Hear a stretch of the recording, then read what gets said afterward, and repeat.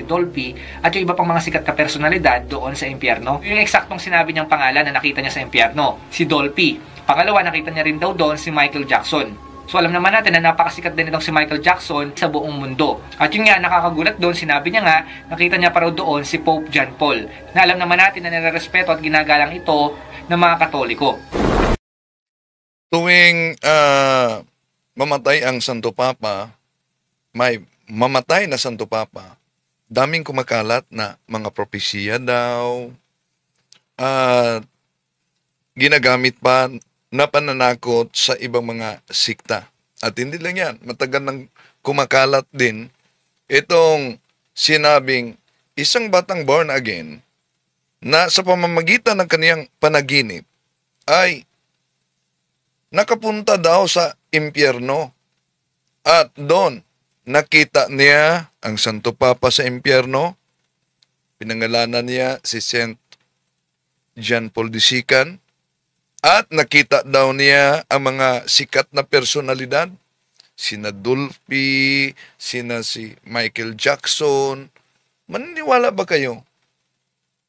Batay sa panaginip lang ng batang born again, na tinatalakay din sa ibang mga born again sa social media. Ito'y isang babala. Dahil kahit sa Biblia na pinaniniwalaan ng mga born again, malinaw naman ang mabasa sa banal na kasulatan. Jeremiah chapter 29 verse 8, na huwag kayong basta-bastang maniniwala sa kanilang panaginip. Tatalakayin natin ito mga kapatid sa pagkakataong ito. Totoo namang tunay ang impyerno. Maniwala ka man o hindi, bawat isa sa atin nanganganib. Isang bisis lang tayo dadaan sa mundong ito. Maniwala ka man hindi, meron tayong mortal na kalaban na gustong gigibain tayo, hindi lamang sa mundong ito, kundi sa kabilang buhay. Samahan niya ako. Kasi mamalingan, pag palaging inulit-ulit ay magmukha talagang katotohanan para sa ating mga kapatid na kulang ang kaalaman. Ang pagkadaya ay maranasan sa iba't ibang paraan. Pero napakasakit pag madaya tayo sa pananampalataya. Dahil nanganib pati ang ating kaluluwa. Viva Cristo Rey! Pro Dio et Ecclesia! Kumusta sa lahat nating mga kapatid na sumusubaybay sa ating live streaming? Welcome sa lahat. At itong iyong lingkod, Brother Wendell Talimong, muling magkasama sa pagkakataong ito. At meron tayong katanungan diyan, yes or no lang yan. Maniniwala ba kayo? Batay lang sa panaginip ng isang born again na tinatalakay sa social media sa mga born again din, na isang bata nakapunta sa impyerno sa pamamagitan ng panaginip. Di basta-basta paniniwalaan sa panaginip. Dahil naalala nyo yung sinabi ni Father Chad Referger, kahit na yung sinabi ni Father Nonit Ligaspi, Father Winston Cabading, Father Juju Cerudo, mga exorcist, Father Jose Francisco Siquia, na pagtulog ang isang tao ay bukas na bukas ang kaniyang tinatawag na psychic ability. At yung psychic ability na yan, magiging occult psychic ability kung palagi kayong merong mga superstitious beliefs, merong mga occult practices, mga pampaswerte. Welcome natin ang mga pumasok ngayon sa ating channel. Hello po sa lahat. No? Si Gian Di Makulangan o lang po yan, si kapatid na Juicy Balabay. Good afternoon, Bro Wendell. Hello kapatid dyan sa UK. Si Dashiel Gregorio, kay mayong hapon sa Singapore. Si kapatid na Dina Rosales, si kapatid na Mig Selva. Hello bro, kapatid, no? Si Nanding and Iliative TV at Francisco Macabugto. Welcome po sa ating live, mga kapatid. Si Bob. Hello, kapatid. Kumusta? At sa lahat nating mga kapatid na sumusubaybay, welcome po. Okay, sa pagkakataong ito, mga kapatid, ating tatalakayin itong naunang tinatalakay. Sandali, acknowledge muna natin. Si James Soto, Francis Macabugto, Lapay Bernardo, si Jerome Padayaw dyan sa Jinsian, si Gina Rualis. Good afternoon, Bro Windel. Ask lang ko, anong dapat prayer if ang katabi mo sa church nagsimba, tanging, naglatin yata siya. At minsan, may malakas na tawa during adoration. Ako, delikado yan watching from Dubai. Always pray for protection. Prayer for protection. Dahil kung sabi ni kapatid na Jose, how old? Mga 9 years old siguro ang bata. 9 to 10. Okay. Isang batang babae.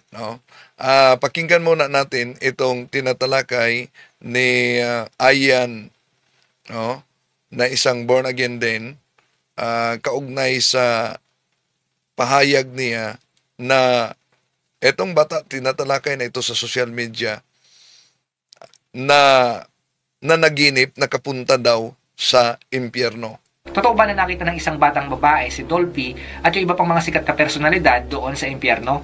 Yan yung ating aalamin sa video na ito. Tinatalakay natin ito, mga kapatid, dahil may mga nagpadala na ako sa akin, matagal na message, St. Anne Catherine Emirates, hello. Nagpadala sa akin kung totoo ba umano itong pahayag ng naturang bata. Marami na tayong mga tinalakay at mga narinig na mga istorya o kwento patungkol sa mga taong nakapunta na raw sila sa langit o impyerno at nakabalik dito sa lupa. Yung iba, merong isang milagro kaugnay diyan sa isang pare na talagang milagro talaga, no? Yung pare na yan ay Indian na pare na during sa piyesta ng Divine Mercy, habang nagmumotor siya, nasagasa, nabangga sa napakalakas na takbo ng isang sasakyan. Kaya sabi ni St. Anne, si Ayan Akda, evangelical Protestant yan, evangelical, born again pa rin yan, dahil iba't ibang mga faction ang evangelical. Okay, tuloy natin. Yung pare na yan, nakita niya, yung guardian angel niya, nakita niya yung katawan niya, isinakay sa ambulansya, nadeklarar na patay, dinala siya sa kanyang guardian angel sa impyerno, purgatorio, at langit. No? So, yun ang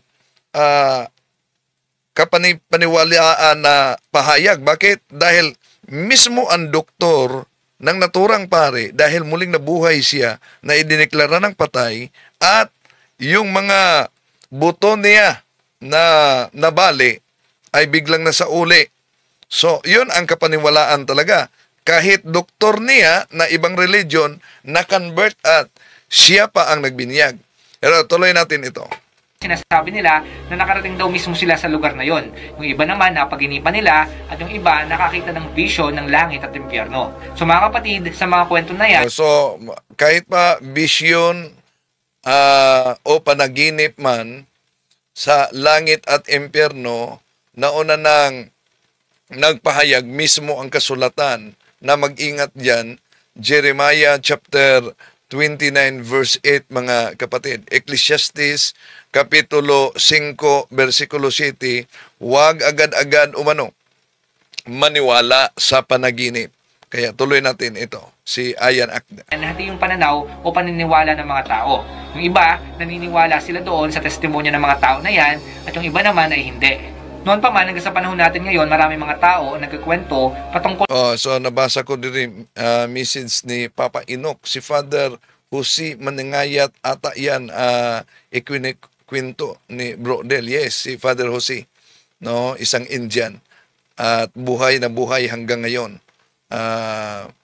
Yon, paano ipaliwanag yon na kahit kanyang doktor ay na-convert at siya pa mismo ang nagbinyag. Pero dito, malinaw na isang bunga sa tinatawag na psychic ability itong na-experience ng bata. Di pwedeng kontrahin ang katotohanan una na si Pope John Paul II ay iniklara ng simbahan na siya ay santo talaga, bayani ng ating pananampalataya. San Mateo Kapitulo 16, 18, San Mateo 18, 18. At alam naman natin na ang pahayag opisyal, di ba, naniniwala sila sa Biblia, sa Efeso Kapitulo 3, versikulo 10, na sa pamamagitan ng iglesia, makilala natin makilala sa mga pinuno ang kapangyarihan sa sangkalangitan, ang walang hanggang karunungan ng Diyos na nahayag sa iba't ibang paraan. Saan makilala?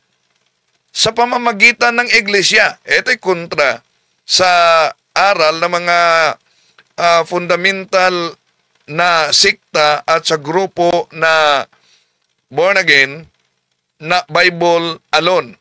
Dahil kung tingnan din natin, silipin natin ang unang Timoteo Kapitulo 3, versikulo 15, malinaw na ang iglesia ay siyang haligi at suhay ng katotohanan. Kontra yan sa Bible alone nila. Sa mga karanasan nila or experience nila patungkol nga dito sa langit o impyerno. Na sinasabi nila, sila mismo naranasan nila ito. So mga kapatid, sa lahat ng mga naka-experience na yan, ayun nga sinasabi nila, nakarating na raw sila sa langit o impyerno. Meron niya isang batang babae na dito mismo sa Pilipinas, sinabi niya, naranasan niya na makapunta sa langit at impyerno sa loob ng 33 hours. So ano? So, sa loob ng 33 hours, una, alam naman natin mga kapatid na ang kabilang buhay, wala na yang oras. Sa kabilang buhay, hindi na tayo bound by time and space. Pero, kung panaginip ito, so ibig sabihin, bukas ang psychic ability niya. Nga ba yung mga nakita or na-experience niya doon daw sa impyerno? Tignan natin to. Yun nga, ayon sa bata, sabi niya, nakatulog daw siya at nanaginip siya ng 33 hours. At nakarating siya sa langit at impyerno. Una daw siyang dinala doon sa impyerno. Nakakita daw siya doon ng mga celebrity at mga artista.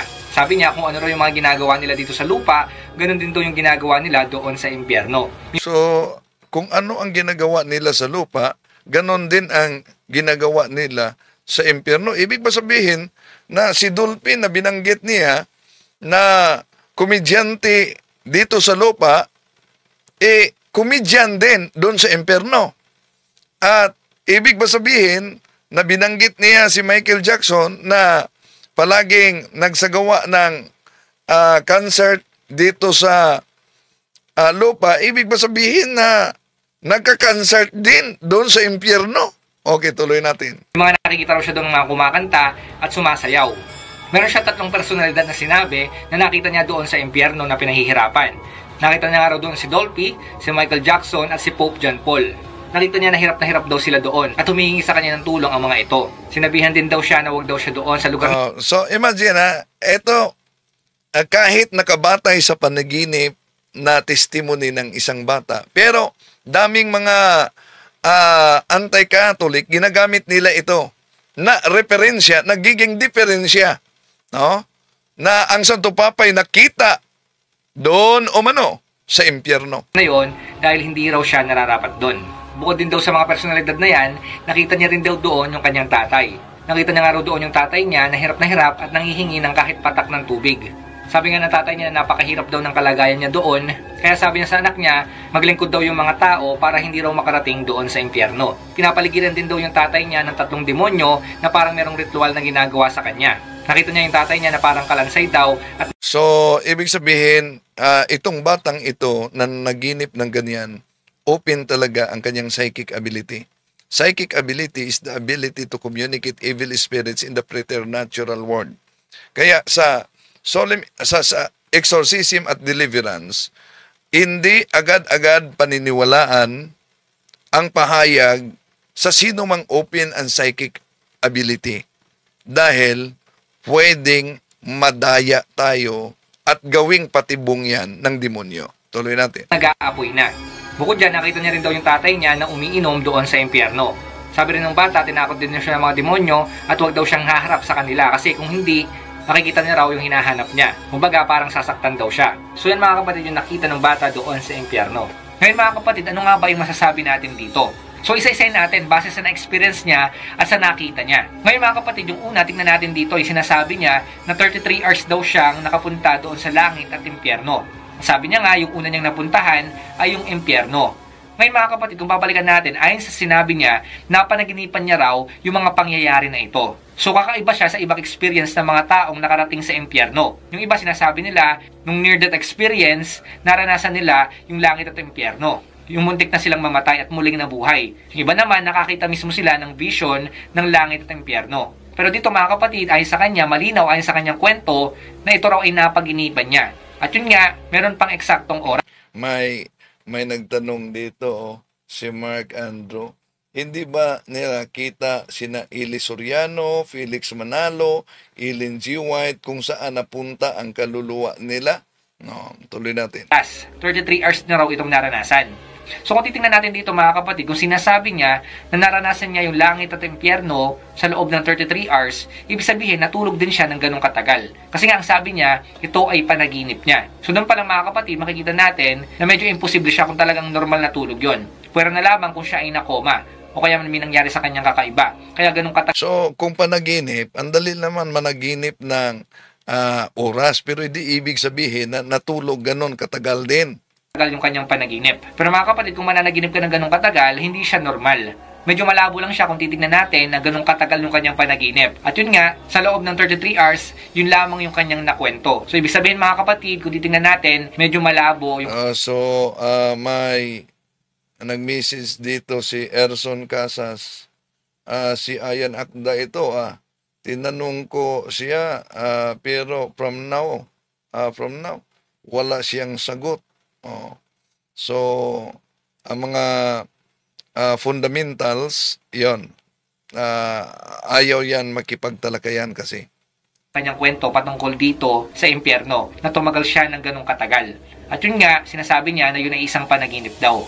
Alam naman natin na may mga pagkakataon na may ibig sabihin yung mga panaginip. Pero mga kapatid, tandaan natin, ang panaginip, yan ay panaginip lamang. So, ibig sabihin, hindi sa lahat ng pagkakataon, ang panaginip ay totoo. Kaya mga kapatid, dito sa panaginip ng bata na ito, hindi natin masasabi na 100% yan ay totoo. Kasi nga, yan ay panaginip lamang.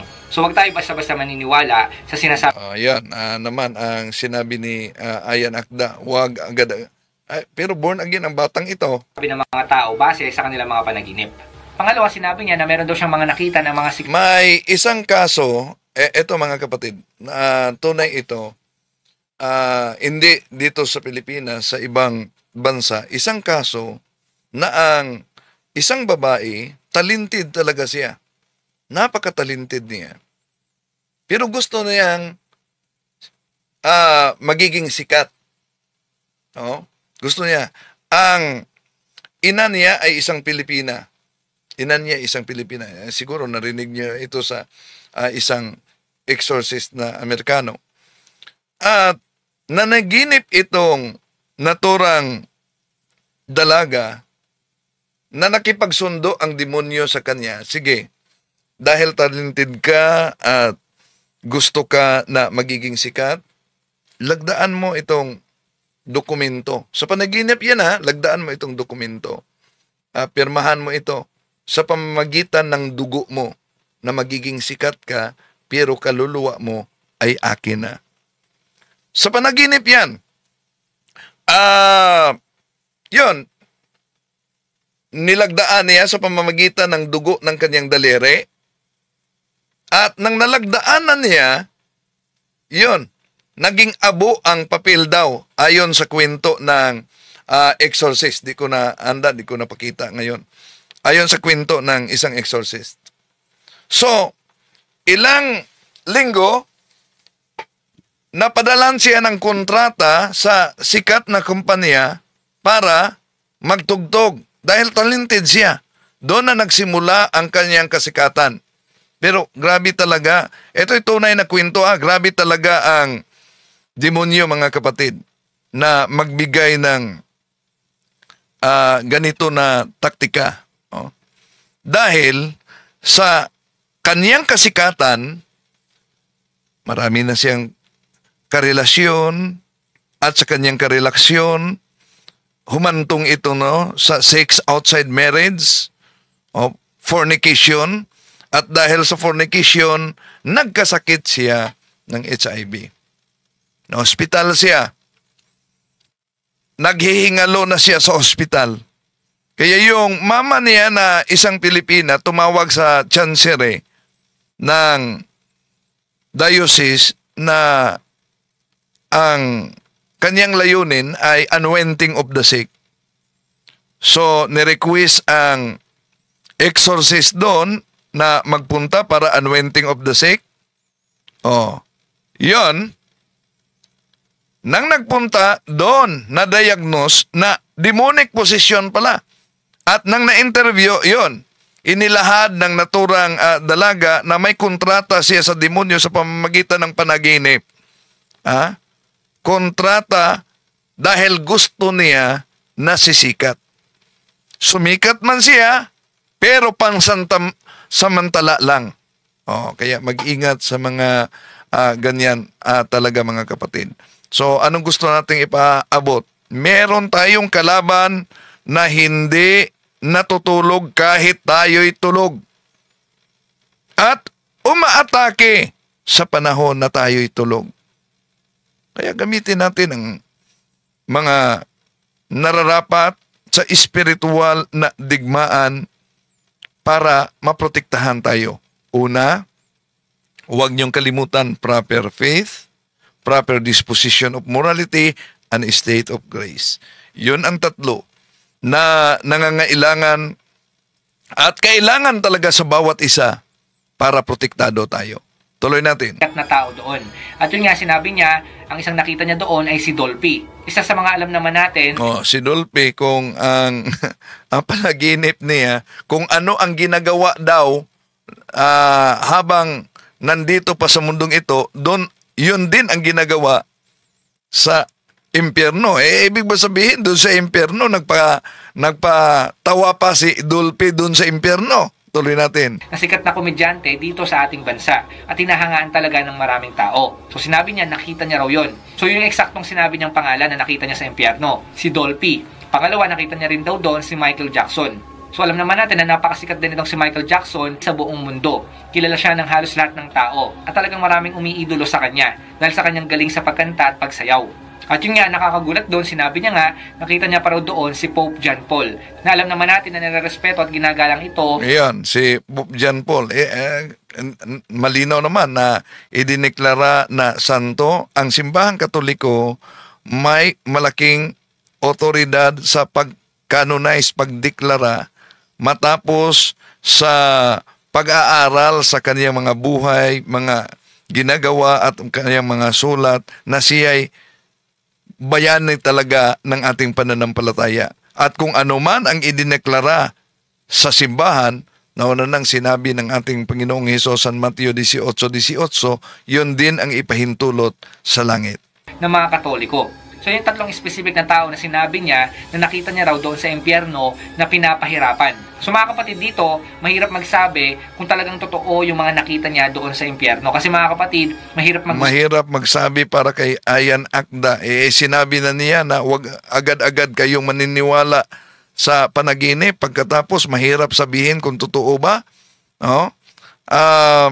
Tayo bilang may background sa Ministry of Liberation sa Exorcism at sa deliverance ang ganitong pangyayari sa isang bata, mga kapatid, ay malinaw na ito'y tinatawag talaga na psychic ability.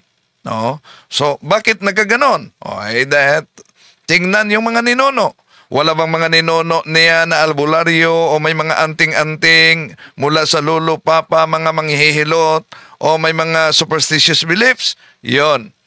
Dahil pag meron, sigurado talaga na yung mga anak at mga apo ay magiging open ang psychic ability at yun ay tinatawag na occult psychic ability.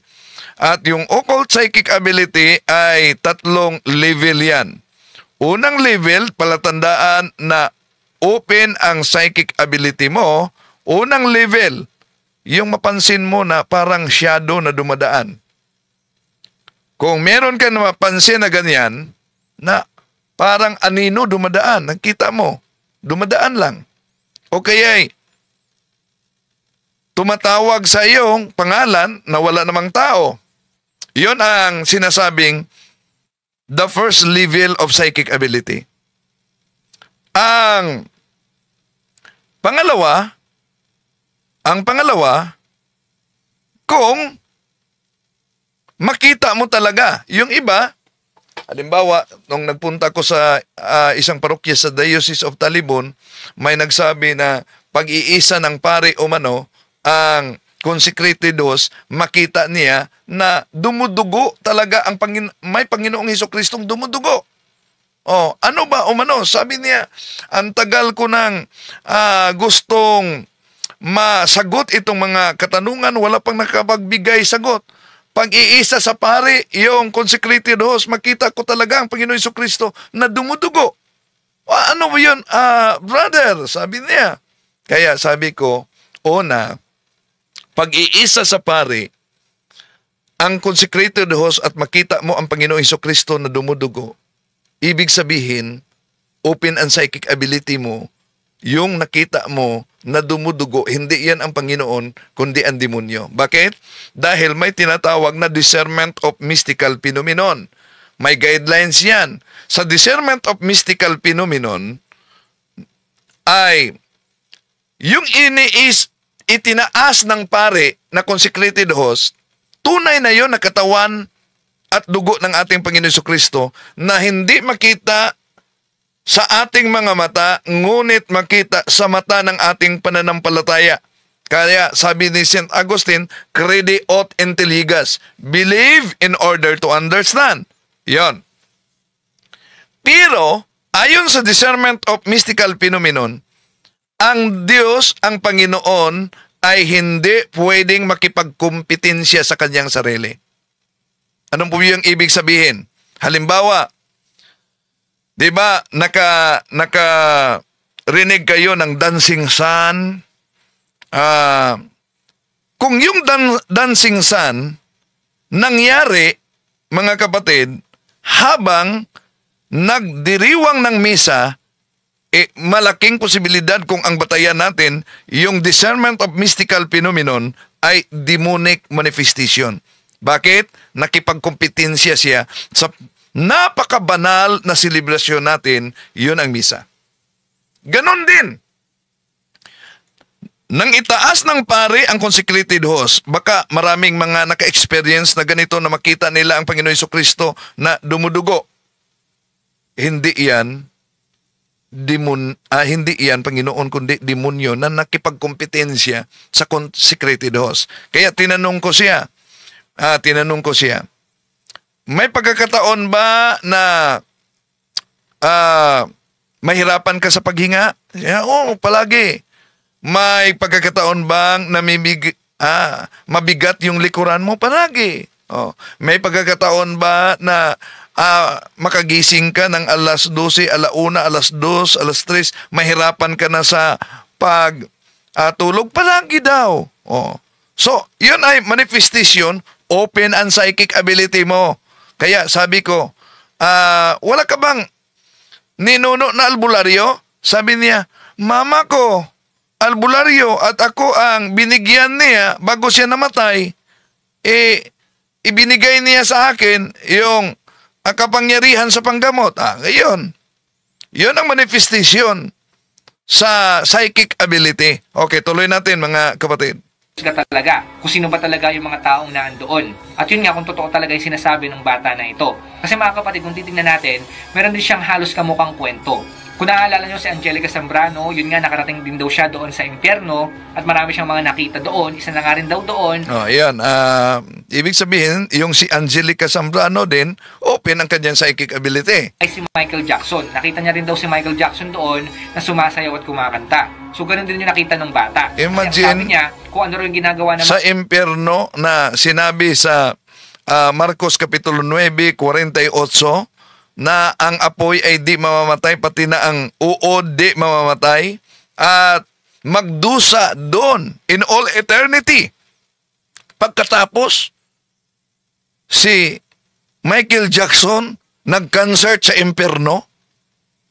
Ibig ba sabihin may kasayahan pa sa impyerno? So isip-isip naman pag may time. Mga tao dito sa lupa, nung sila ay nabubuhay pa, ganun din daw ginagawa ng mga taong napunta sa impyerno nung sila ay nandun na. Na maaaring nakuha niya lang din yung kwento na ito sa kwento ng ibang mga tao na yun nga nakarating daw sa impyerno. So mga kapatid, hindi natin pwedeng pagbasihan yung sinabi ng bata na ito. Na yun nga, nakita niya doon yung mga sikat na personalidad. Kasi mga kapatid, hindi tayo pwedeng basta-basta maghusga. Ngayon mga kapatid, hindi natin pwedeng sabihin na totoo yung sinasabi niya. So di basta-basta maghusga, depende. No? Kung nagturo ng kamalian, malinaw naman kahit si San Pablo, sabi niya diyan sa Roma, kung may nagtuturo ng kamalian, ipahinto mo siya sa kanyang turo. Ikalawang Juan, Kapitulo 1, versikulo 10 hanggang 11, pag may pumunta sa inyong bahay at magtuturo ng mali, huwag ninyong tanggapin. See? Okay, tuloy natin. Na nakita niya yung tatlong personalidad na ito. So walang nakakaalam po nun mga kapatid. Pangatlo, bukod doon sa mga sikat na personalidad na nakita niya sa impyerno na pinapahirapan, nakita niya rin daw doon sa impyerno yung kanyang tatay. Ang sabi niya, nanghihingi daw ng tulong sa kanya yung tatay niya nung nandun sa impyerno at hirap na hirap daw siya doon sa pinagdadaanan niya. Kasi nga nakita niya na nanghihingi daw siya na kahit patak daw ng tubig doon sa kanyang anak. Ngayon mga kapatid, kung titingnan natin, medyo familiar yung ganung pangyayari na merong humihingi na kahit konting patak ng tubig doon sa impyerno. At yun mga kapatid ay mababasa natin mismo sa Bible. Alam naman natin na itong mayaman na napunta doon sa Hades o sa impyerno, nanghihingi... Well, una, yung impyerno o Hades na term na yan sa Lucas Kapitulo 16, di talaga yon ang tinatawag na impyerno na doon itatapon ang mga demonyo. Bakit? Dahil total isolation na yon. Anong ibig sabihin? Wala ng communication. Pero napansin nyo ba sa pahayag ng ating Panginoon Jesucristo, yung mayaman, si Abraham at si Lazaro, meron pa silang communication. Di ba? So, maituring ba ninyong impyerno ito? Samantalang sa pahayag ng ating Panginoon Jesucristo, nag-exist pa ang communication, nakita pa niya si Abraham, nakita niya si Lazaro. So may communication. May communication. Kaya yon ang tinatawag sa atin na purgatory. May communication pa. Siya ng kahit konting patak ng tubig dahil nga sa sobrang init na nararanasan niya doon sa impyerno. Basahin natin yung Luke chapter 16 verse 24. Kaya't sumigaw siya, Amang Abraham, maawa po kayo sa akin. Utusan po ninyo si Lazaro na isawsaw sa tubig ang dulo ng kanyang daliri at basain ang aking dila dahil ako'y naghihirap sa apoy na ito. Ngayon, kung hindi talaga totoo yung kwento ng bata na ito, maaaring nakuha niya yung idea na ito dito nga sa Bible. Na yung tatay niya nga raw humihingi ng kahit konting tubig doon sa impyerno. Nakapareho ng binasa natin dito. Yung paghingi ng tubig ng mayamang tao na ito doon sa impyerno. Ngayon mga kapatid, pang-apat, sinabi niya na meron daw siyang nakita ng mga demonyo at natakot daw siya dito kasi nga pinagbantaan siya. Na kapag tumingin daw siya o kaya man lumingon, makikita niya raw yung kanyang hinahanap. So ibig sabihin parang sasaktan daw siya. At yun nga, hindi na niya tinuloy, sinabi niya, nakita niya na yung tatay niya raw, kalansay na raw siya at nag-aapoy. Pero ang nakakapagtaka dito, ang sabi niya, nakita niya raw doon yung tatay niya na umiinom. Hindi ko alam kung ano yung iniinom niya, basta ang sabi niya lang, umiinom daw siya, maaaring ito yung alak o kaya man tubig. Pero see? ba't manghihingi pa sa kanya ng tubig kung nakita niyang umiinom ng alak? May alak pala sa impyerno. Oh, alak o kaya'y tubig. Ha? So, anong oreng tubig? Mainit na tubig yon. Titignan natin bakit ganun. Ang sabi niya, nanghihingi daw ng tubig yung tatay niya. Pero bakit sinabi niya naman na nakita niya rin daw yung tatay niya na umiinom? Yan. Kaya, huwag agad-agad maniwala kung sabihing ito'y galing sa panaginip. Pero, mga kapatid, alam niyo ba na may mga private revelation na mismo mga santo nagpahayag at nasa aklat yan ng dugma ng impyerno written by isang paring Jesuita na may mga taong nasa impyerno dahil sa kanilang mga kasamaan. Ito, tinagalog ito mga kapatid. Ito. Totoong may impyerno at naandun ako. Ito ang nakapangingilabot na mga salita ng aparisyon ni General Vostok bago siya tuluyang naglaho. Sa aklat ito na dugma ng impyerno, nabasa ko din ito dahil yung magkaibigang sundalo kasi nagkwentuhan sila habang buhay pa kung sakali at di sila naniwala ng Diyos, di sila naniwala ng langit at impyerno, pero sabi nila sa kwentuhan nila kung sakali na real ang impyerno at nasa impyerno ka, babalik ka ha, at yung sa pagbalik mo sabihin mo talaga na tunay ang impyerno. Kaya ito ang kwento na nakasulat sa dugma of impyerno. Totoong may impyerno at naandun ako. Ito ang nakapangingilabot na mga salita ng aparisyon ni General Vostok bago siya tuluyang naglaho. Ang konsepto ng impyerno ay ang pinaka-nakakatakot na katotohanan sa ating pananampalataya.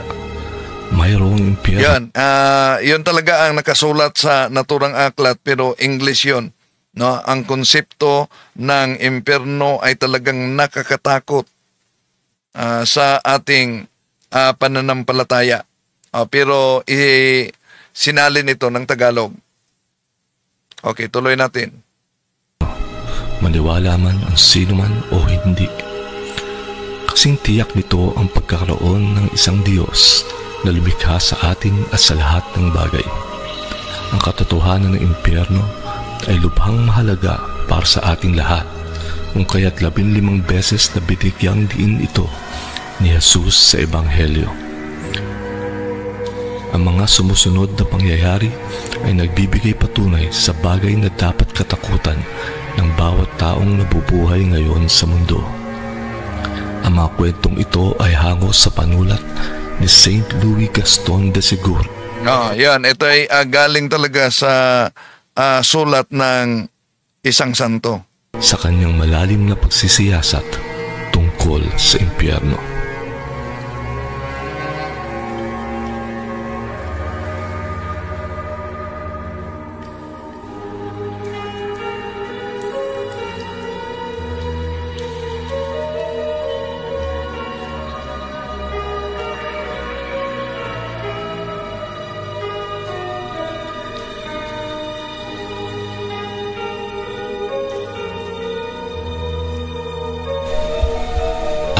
General.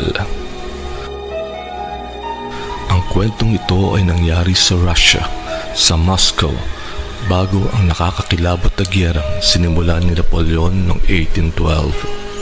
Ang aking lolo, si Count Rostopchin, na noon ay isang military governor ng Moscow, ay matalik na kaibigan ng isang aristokrato na si Count Orlov, na kilala sa kanyang tapang ngunit hindi sa kanyang pagiging makadiyos. Isang gabi, pagkatapos ng hapunan, Si Count Orlov at ang isa niyang kaibigan na itago natin sa pangalang General Vostok ay nag-uusap at naglolokohan. Napag-usapan nila ang tungkol sa relihiyon. Ito ay kanilang pinagtatawanan at kinukutya. Ito daw ay isang malaking kalokohan at hindi sila naniniwala dito, lalong-lalo na sa konsepto ng impyerno. Sa gitna ng kanilang masayang pag-uusap, napagkasunduan nila na kung mayroon ngang kabilang buhay, kung sino man ang unang mamamatay sa kanilang dalawa ay kailangang magbalik upang magkwento tungkol dito. Okay, ito'y nasa aklat at ng Dogma of Hell, and then tinagalog sa channel na Tanglaw, no? So Tanglaw, doon ko hiniram itong videong ito. Pwede kayong mag-subscribe sa naturang channel. Nangako sila sa isa't isa na hindi sisirain ang kasunduang ito. Pagkaraan ng ilang linggo sa pagsiklab ng gera ng Russia laban kay Napoleon ng France, nakatanggap si General Vostok ng utos para sa isang mahalagang misyon. Agad siyang umalis ng Moscow upang makipaglaban sa hukbong militar ni Napoleon. Isang madaling araw sa tirahan ng aking lolo, pagkalipas ng 2 o 3 linggo, humahangos na pumasok si Count Orlov sa kwarto ng aking lolo, na takot at lubhang nababahala. Biglang nagising ang aking lolo at gulat na nagtanong, "Orlov, anong ginagawa mo dito sa ganitong oras? Anong nangyari?" Si Count Orlov na putlang-putla ay nagsabi, "Sir, parang wala yata ako sa aking sarili. Kakikita ko lang kay General Vostok." Labis na naguguluhan, tinanong ng aking lolo, "Bumalik na ba agad si General Vostok?"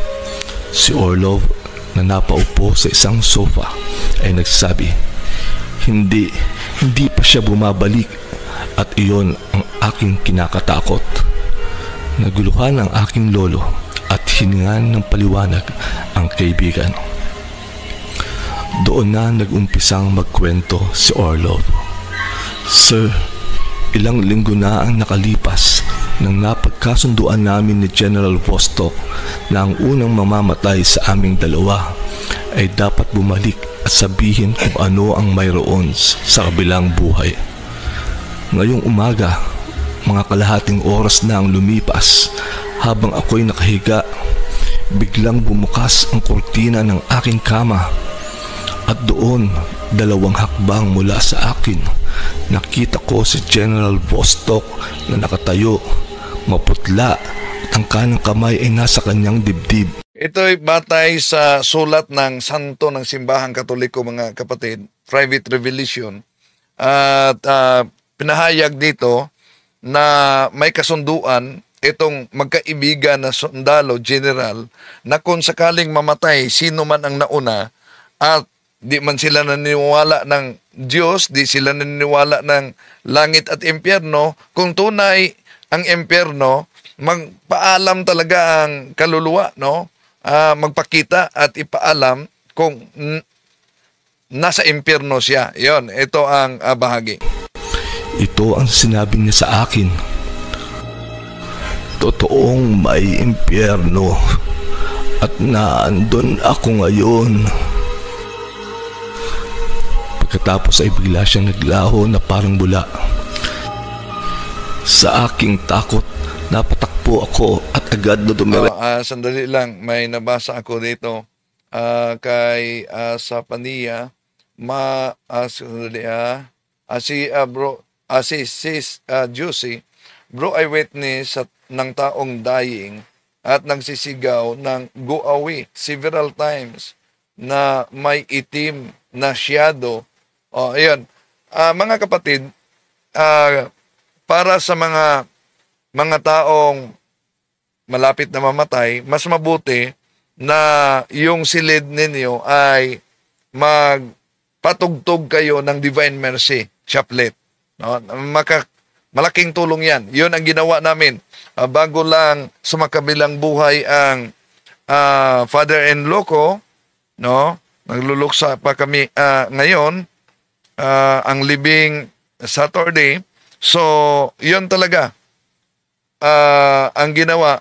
At napaka-epektibo sa naturang prayer dahil alam nyo naman na ang ating digmaang espiritual hanggang sa huling bahagi ng ating hininga.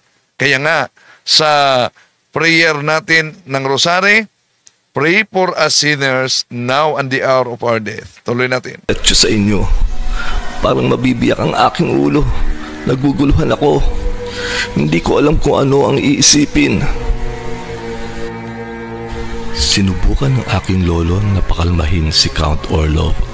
Sinabi niyang pwedeng isang masamang panaginip lang ang nangyari o kaya isang ilusyon, ngunit hindi niya ito makumbinsi.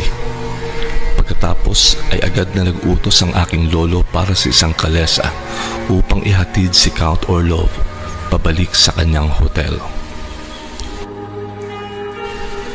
Halos 2 linggo matapos ang kakaibang pangyayaring ito, isang mensahero mula sa hukbong Ruso ang dumating na may daladalang balita sa aking lolo. Ayon sa mensahero, patay na raw si General Vostok. Namatay siya habang sinusuri ang posisyon ng kaaway kung saan siya nabaril sa dibdib.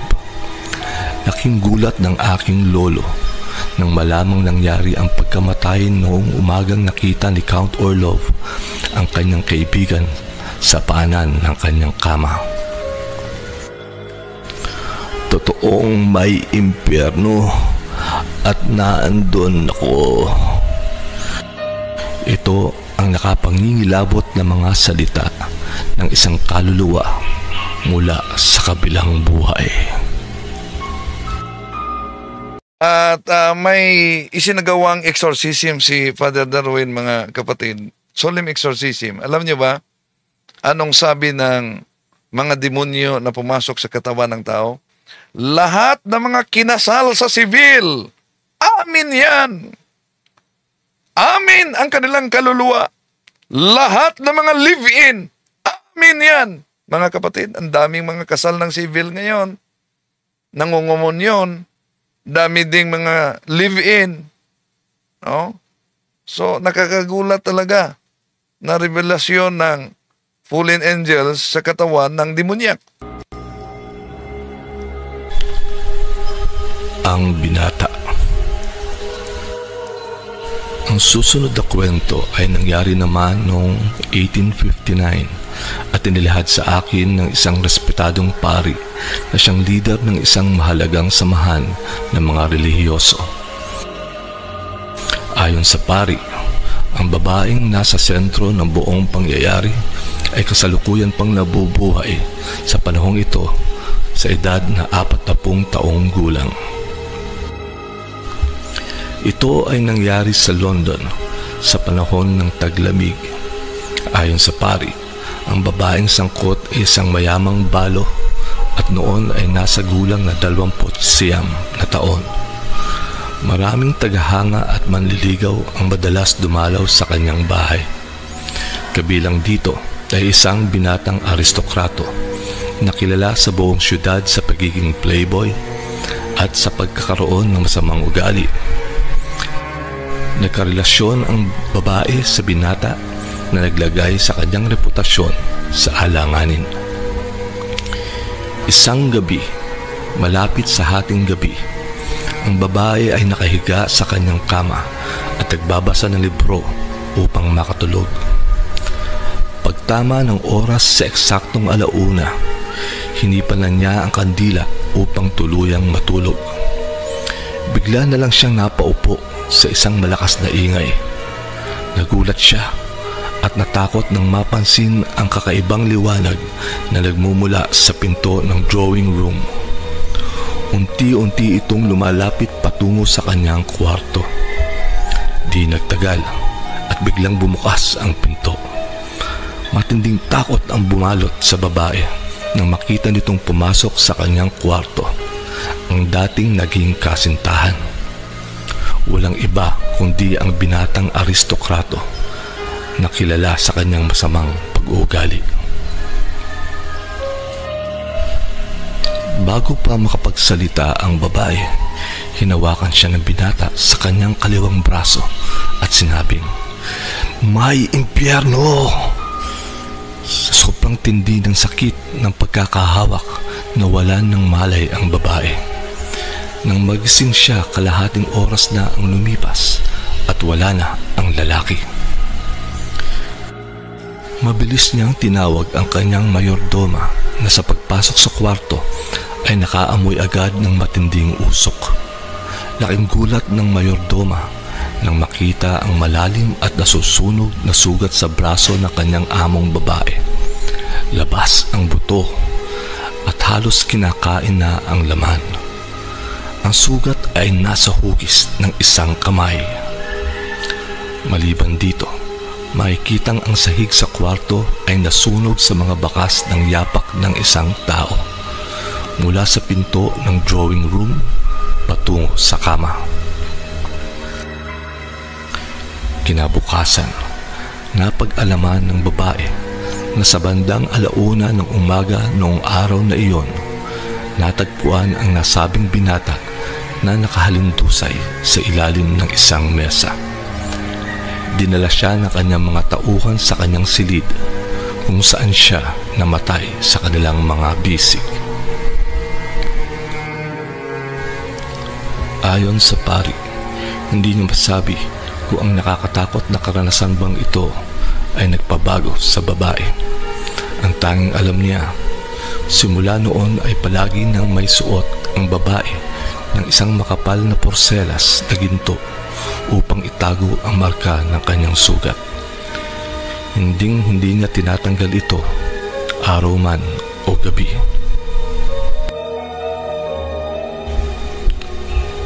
Ang prostitute. Ang lahat na ito, mga kapatid, nakasulat sa aklat na ang may akda ay isang paring Isweta sa Dugma ng Impyerno. Ang 1873, bago ang selebrasyon ng Assumption of the Blessed Virgin Mary, isang pangyayari sa Rome, Italy, ang gumimbal sa mga nakatira roon. Ito ay naganap sa isang bahay aliwan na binuksan malapit sa isang istasyon ng pulis. Noong panahong iyon, isang babaeng prostitute ang nagkasakit at kinailangang dalhin sa ospital. Sa kasamaang palad, dulot ng impeksyon sa dugo na maaaring galing sa kanyang hindi malinis na pamumuhay, ang babae ay namatay sa kalagitnaan ng gabi. Samantala, sa loob ng bahay aliwan ng eksaktong oras din na iyon, ang kanyang kaibigan na isa ring prostitute ay biglang nagsisigaw sa takot. Sa lakas ng kanyang sigaw ay nagising ang lahat ng mga babae roon at nagdulot ng malaking kaguluhan. Ayon sa kwento, ang napatay na babaeng prostitute ay nagpakita sa kanyang kaibigan. Nababalot ito ng isang malaking apoy. Nagsalita ito at sinabing, "Ako ay isinumpa. Kung ayaw mong matulad sa akin, iwanan mo ang lugar na ito at bumalik ka sa Diyos." Tulad ng dapat asahan, malaking takot at pangamba ang bumalot sa kaibigang babae. Sa pagdating ng umaga, nalaman niyang namatay ang kanyang kaibigan sa ospital noong gabing iyon. Agad siyang umalis sa bahay aliwan upang magsimula ng bagong buhay sa ibang lugar. Sa parehong oras, ang may-ari ng bahay na siyang pugad ng prostitusyon, isang babaeng kilalang kritiko ng simbahang Katolika, ay biglang nagkasakit ng malubha. Sa kanyang takot sa nangyari, agad siyang nagpatawag ng pari. Dumating doon si Monsignor Ciroli, isang respetadong pari upang mabigay ng sakramento. Pinayuhan niya ang may sakit na babae na publikong bawiin ang kanyang mga paninira laban sa Santo Papa. Itigil ang kanyang maruming hanap buhay. Umamin sa kanyang mga Yan taga, kailangan ang reparation to the damage. Halimbawa, itong ibang mga sikta na miyembro ng mga kulto, miyembro ng siktang tatag lamang ng tao, grabe ang kanilang paninira. Di ba? O, kailangan talaga yung reparation. Kung sila'y magbalik sa simbahang Katoliko, tulad sa ginawa ni kapatid Jared, no? Dinipinsahan niya at yung mga dating INC at dating MCGI, binalik niya sa simbahang Katoliko. Yun ang tinatawag na reparation to the damage. kasalanan at tumanggap ng banal na komunyon na may tunay na pagsisisi at kababaang loob. Nang maramdaman niyang nalalapit na ang kanyang kamatayan, umiiyak ang babae na nagmakaawa kay Monsignor Ciroli na manatili sa kanyang tabi.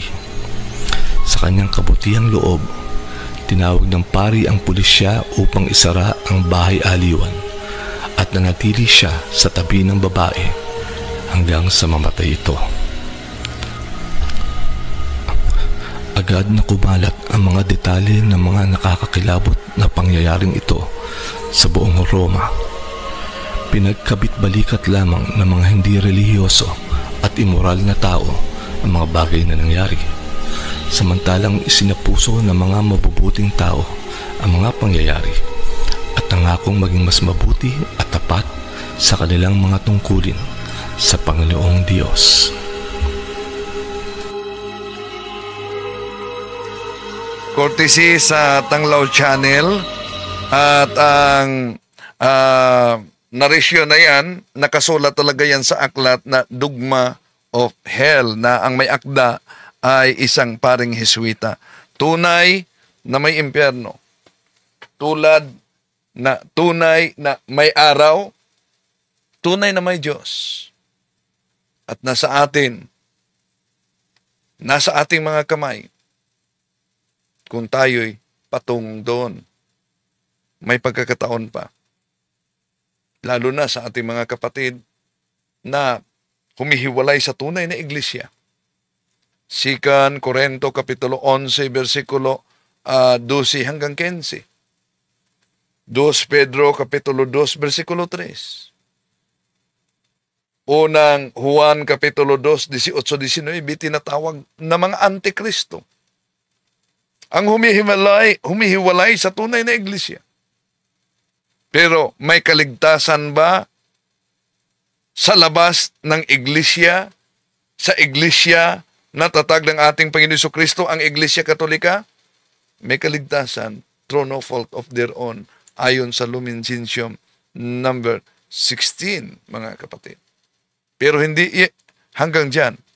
Dahil sa Juan Kapitulo 10, versikulo 16, kinikilala man ng ating Panginoon Jesucristo na meron siya mga tupa labas sa kanyang kawan. At ang kawan, Gawa Kapitulo 20-28, ay ang iglesia na binili sa kanyang banal na dugo. May kinikilala ang ating Panginoon Jesucristo ng mga tupa sa labas ng kanyang kawan. Pero hindi hanggang dyan. Kailang dalhin sila. Saan? Sa kawan, upang makikinig sa isang busis, sa isang pastor. Juan 17:17, Sanctifica ius en veritate, sermo tuos veritases. Maraming salamat po. Hanggang sa muli.